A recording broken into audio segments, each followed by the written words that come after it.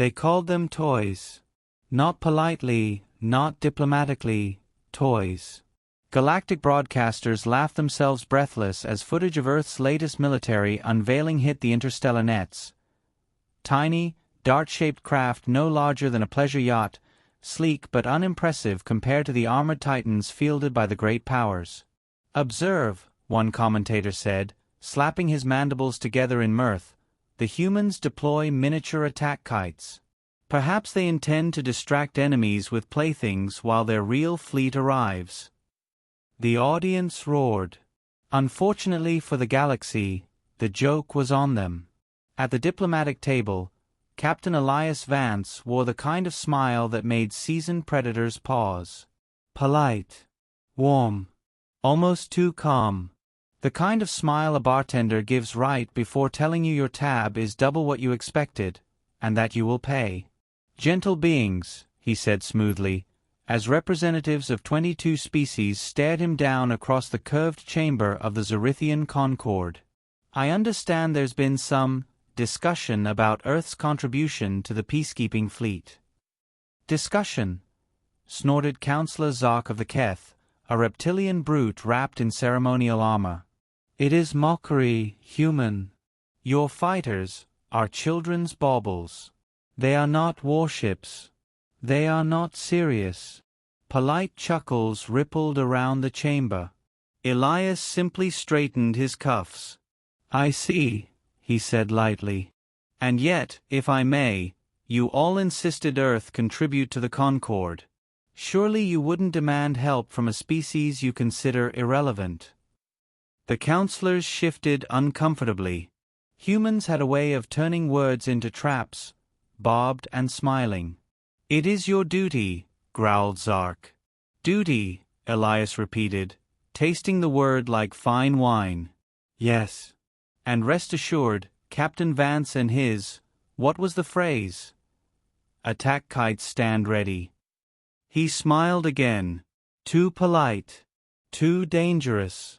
The galaxy learned what "ready" meant 3 weeks later. The Dravari Raiders, a horde of scavenger lords who thought diplomacy was just foreplay before pillaging, struck at the edge of Concorde space. Their fleet blotted out the stars. 60 war cruisers, each bristling with plasma lances and siege torpedoes. The Concorde scrambled. Zarka's armored leviathans lumbered forward. The insectoid cricks swarmed with clouds of drones. The Yulari deployed shimmering shields like floating citadels. And Earth deployed 30 toys. Each fighter was the size of a city bus. No glowing shields, no oversized guns. Just matte black hulls and engines that whispered instead of roared. They didn't even form up in neat military wedges. They scattered. They drifted.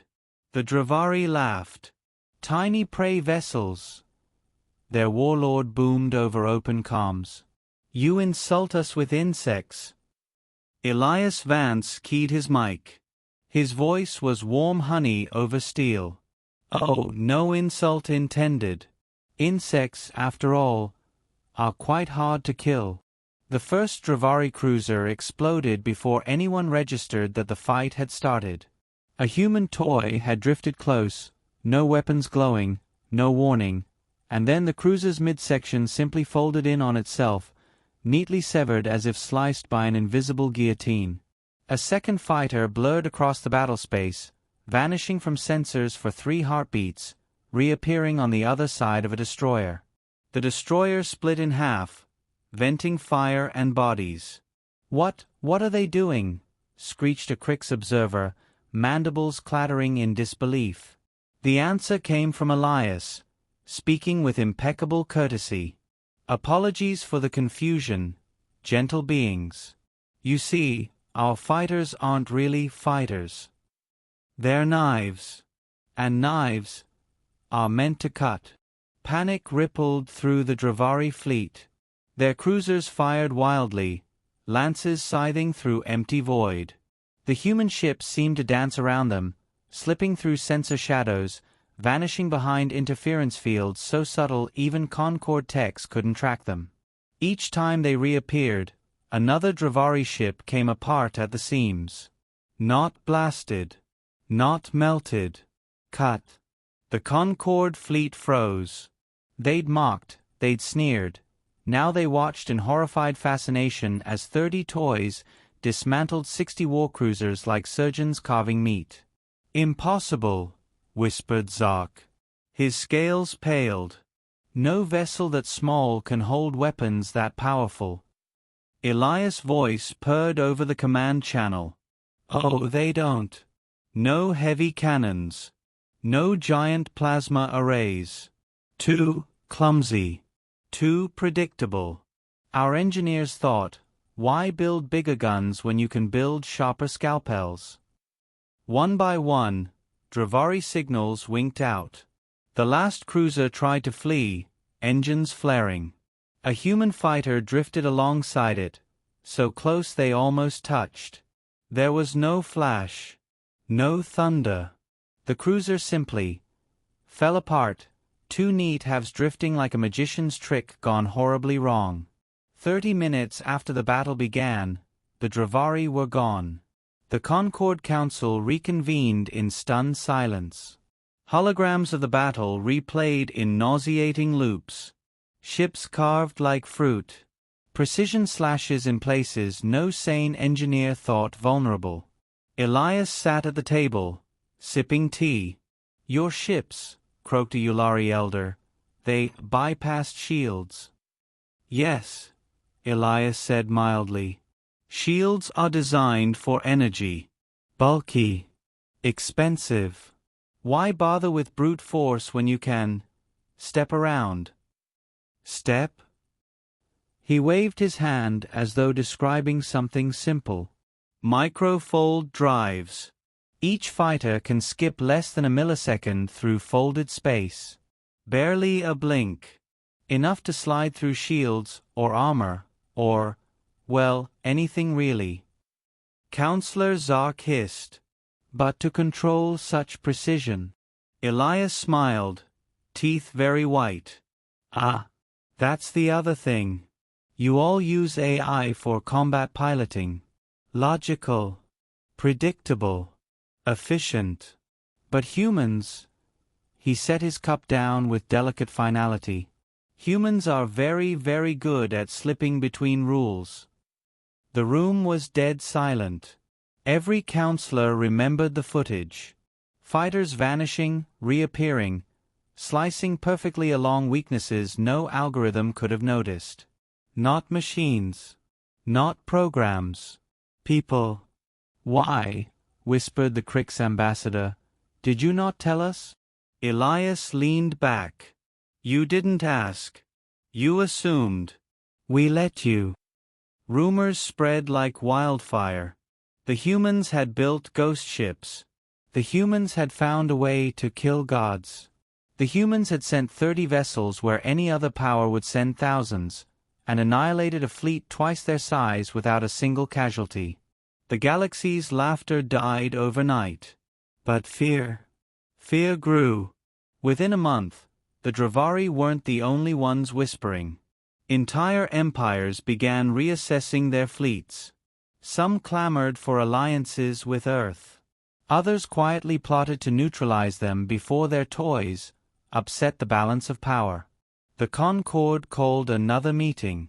Tensions simmered like molten rock beneath thin ice.